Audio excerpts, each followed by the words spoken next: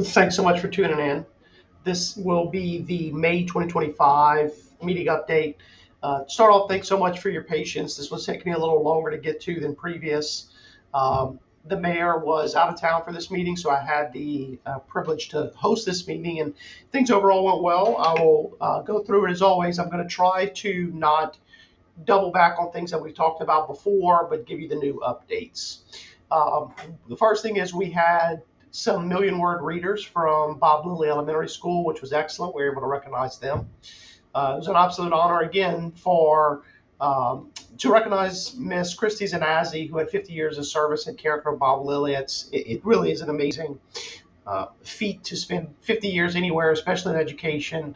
So we really appreciate her service to our community and to the kids of our community. We then recognized Economic Development Week, which was May 11th to the 17th. I take every opportunity I can to remind people to shop local. It directly affects your quality of life, from parks and recreation to police to roads to drainage to grass cutting. All of those things are affected by the revenue that we have available. And so shopping local absolutely makes a difference. Please, please, please shop local anytime you can. We accepted the regular meeting minutes and we accepted the financial reports. Those are coming together nicely. I am working with the administration on a few line items that I had some concerns about. I think we basically got them resolved at this point, and we'll continue moving forward. The tax numbers are looking good, and by good I mean they are better than last year. Last year was flat, meaning no increase from the previous year. We are seeing some modest increases, and that's going to be helpful as we move forward. So I think good things happening there. We then moved on to the department head and consultant reports. Again, I'm going to try to summarize best I can, but overall, for the gas department, they are finalizing the plans for the gas line project, which we have a roughly $3 million grant.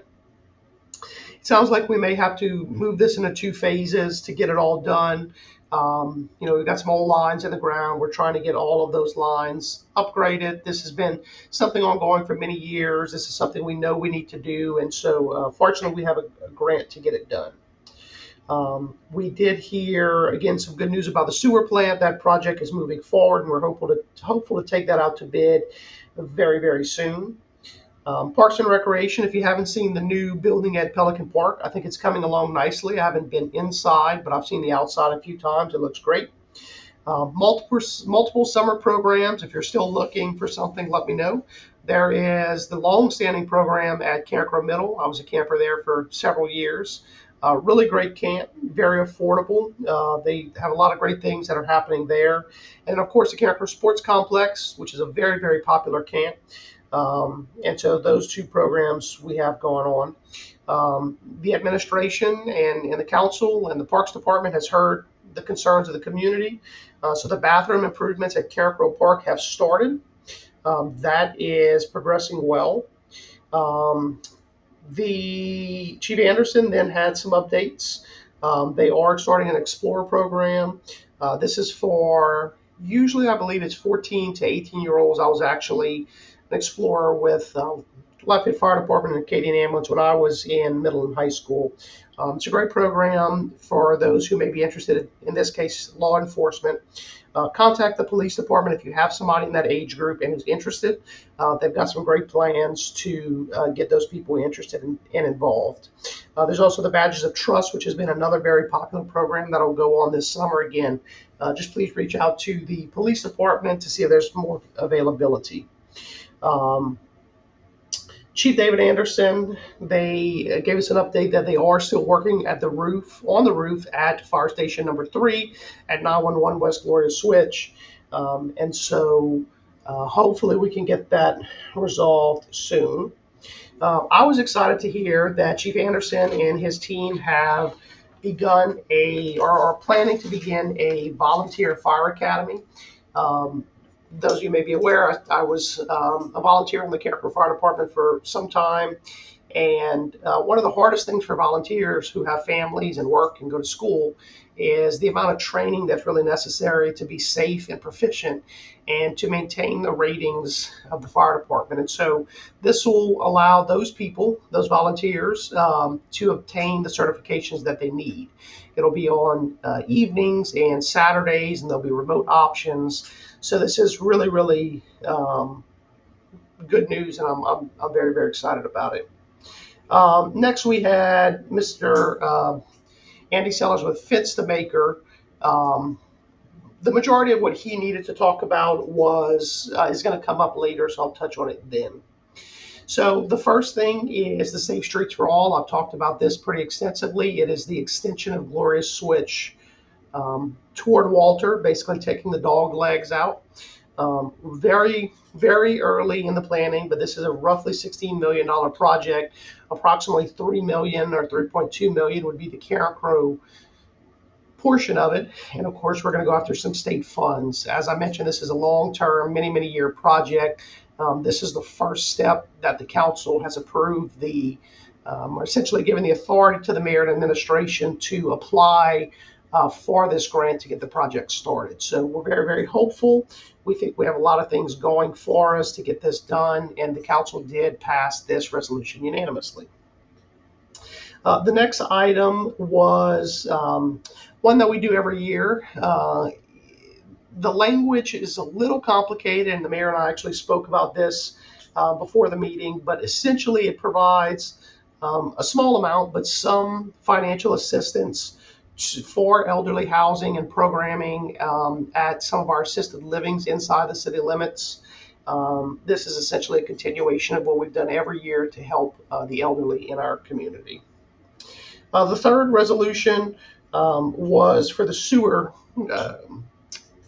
sewer project, and so it's water sector money for a sewer project. Again, this does require us to commit to a sewer rate study. I did get at least one email concerned about this because of the water rates that have gone up in the last few years. My commitment is I am going to have a reminder set for, I believe, roughly a month to go back to the water rates and try to redistribute them. Currently, the minimum water use is relatively high. I believe it's 3,000 gallons, and it may even be 5,000, but I think it's 3,000 gallons. And most other municipalities in our area have a minimum use of 1,000 or 2,000 gallons. And so what ends up happening is maybe a single parent or an elderly person or single person may only use 1,000 or 1,500 gallons, but essentially they're paying the same as somebody using 3,000.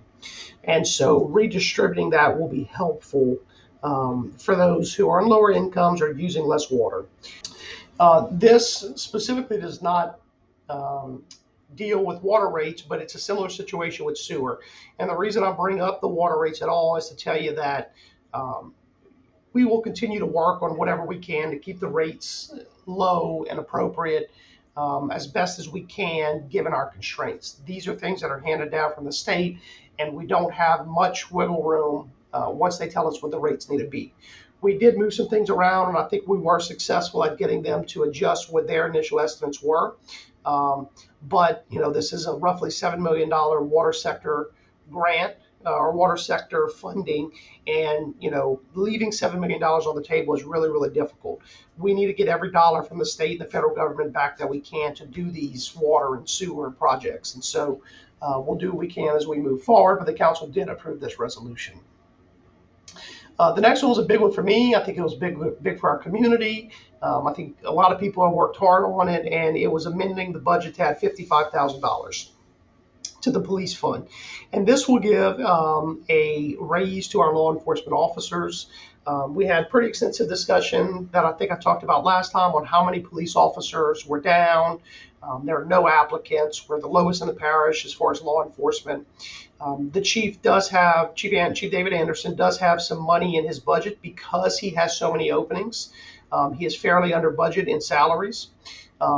And so he's going to use that money plus this additional $55,000 to increase his starting pay from the current 40,000 a year up to 46,000, and then of course the remainder of his people will need to be adjusted based on that starting pay. So that provides this 55,000 provides for that, and I'm very proud of this. I'm proud of the work I've done.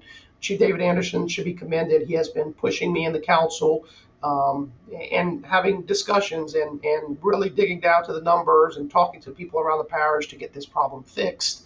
I think it was a team effort. I'm proud of it.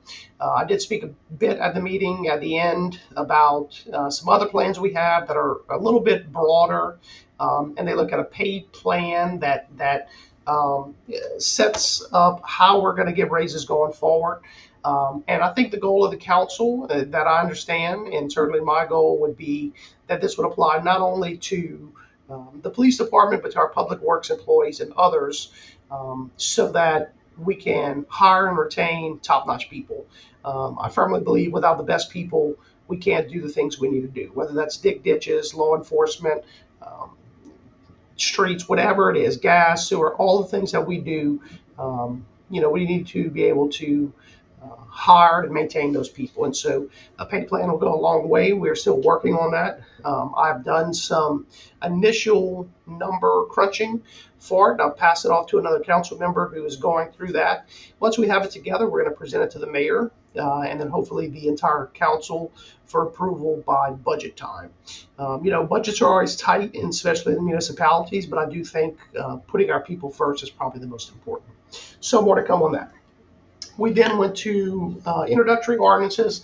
The first one was a cleanup ordinance. There was some language, a small piece of language that was missed when we annexed the property off of Moss Street, and this cleaned that up. There's no change to anything with that project. This just cleaned up some language. The next one was granting Slimco the right or the authority to continue to provide services in Carencro. As I've mentioned before, I think Slimco is an excellent partner. They were granted an extension, which I believe is 10 years unanimously, and I'm really happy and excited about that. The final resolution was the pay plan that I just talked about. So at the beginning of the meeting, I did request an amendment to the agenda to remove this. That was passed, and so it passed 2-1. We had 3 council members there voting, not counting me. And the person who voted against, I think it's worth mentioning, was Ms. Taylor James. I don't want to speak for her, but I believe she voted against because she believes this pay plan is urgent. It needs to happen now. And so I appreciate that. I share her sentiment. I just think it's a little nearsighted and unfair to increase the starting pay of the police and then implement this pay scale for them without including the other employees. I think they all deserve it. And so I'm hopeful within a couple of months we'll have that done. The reason that I requested this be taken off had nothing to do with me thinking that the police don't need it or deserve it. They absolutely do. It's an integral part of what we're trying to do in Carencro. We just needed a little bit more time to get it done. You don't want to make these kind of changes until things are completely set, and I think we just needed a little more time to get it done. So I did explain that. There were some police officers there. I explained that to them that this is still a top priority for me, but I want to make sure we get it right. And so hopefully you'll be seeing this back on the agenda within a few months. The next item on the agenda was Acadiana Veterans Alliance check. This, at the Brunch and Beats that happens in the spring downtown, there is a brunch cook-off, and the money that is raised there from the cookers and the people who are tasting is given to the Acadiana Veterans Alliance. We have Mr. Tim Bro there, who accepted the check on behalf of that organization. He's one of the leaders of that group, and he talked about some of the things they do for local veterans. Really, really incredible work for those who have served our country. So it was an honor for me to be able to present that check to him. I did call up Ms. Tracy Lenormand and Ms. Tanya Johnson, who are 2 of the people who are really integral to that function and many functions, to be quite honest, in the city. And so they were able to present that check as well.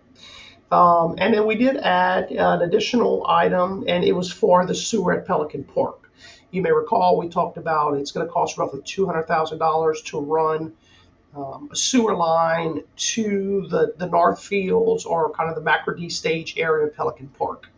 After our last meeting, I was contacted by um, someone in the community who's very familiar with our codes and development codes, and he brought to my attention that um, the code says that if we're able to connect to sewer, then we have to do that. And so I don't think we have a choice here. I don't think we can put a septic tank or whatever the case is. And so I do think we need to move forward with it. Again, I wish there was a better option. I don't think that there is, based off what I understand. And so the council gave verbal approval to proceed with placing or getting sewer to those Northfield area or McRD stage. So that should be happening, and so we should be able to get rid of portalets and have permanent sewer back in that area. I did pass up, there was one other item, and it was about the turning lane on in front of the proposed walk-ons, which is near Great American Cookie and that area. If you recall, we plan to use some TIF money, which is money that is collected in that kind of commercial development area that can be used only to promote commercial development there. There are several $1 million in that fund. We have to be very, very careful on what we use it for, because legally it can only be used to support the TIF district, that kind of commercial corridor.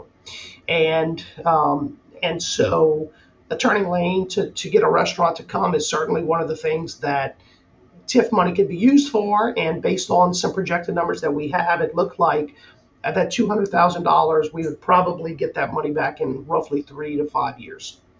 After the engineers ran the numbers, it looks like one of the drainage pipes needs to be upsized or doubled, and that's going to almost double the cost of the project to around $400,000. I spoke to Andy Sellers, our engineer, multiple times and drug my feet and stomped and kicked. As always, he was very fair and patient with me and went over why it needs to happen. I think he went above and beyond and talked to DOTD, who it's in their right of way, and try to get from them, why do they only have the smaller pipe there now? Can we leave the smaller pipe? And he even called the previous engineers who had put the single pipe to try to ascertain what numbers they had used, what calculations, how did they come to the conclusion that only one pipe was needed. Once that was all said and done, Andy is very, very firm that their calculations require two pipes, and that anything short of that will risk flooding that area. And, as a commercial corridor, you certainly don't want to have businesses shutting down for rain. Again, I believe we have several $1 million available in TIF. This is what the money's used for. We made a commitment. We gave our word on putting the turning lane. I don't think we can go back now. And so the council did pass a resolution to agree to the increased cost of $400,000 for that turning lane.